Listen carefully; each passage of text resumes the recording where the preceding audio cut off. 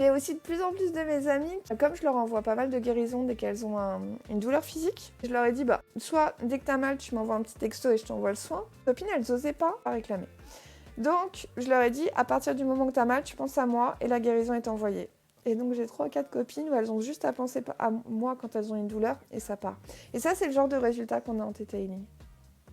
Donc, est-ce que vous voulez être cette personne qui balance des bonnes ondes, qui envoie des guérisons, rien quand on pense à nous? On est des travailleurs de lumière.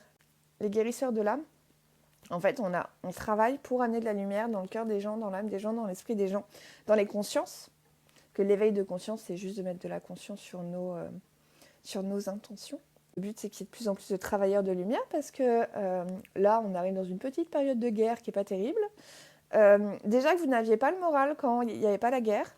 Donc, il y a certaines personnes, tu vas dire, mais comment ça va être dans les prochaines semaines? Donc, je dis, si vous avez une compétence pour aider ou une appétence ou une envie de contribuer à l'autre, c'est vraiment le bon moment. Parce que là, on est juste avant un tournant majeur au niveau de notre pays.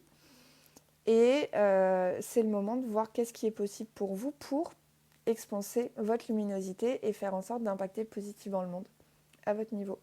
Je croise les doigts pour qu'il y ait de plus en plus de Theta Healers en 2025.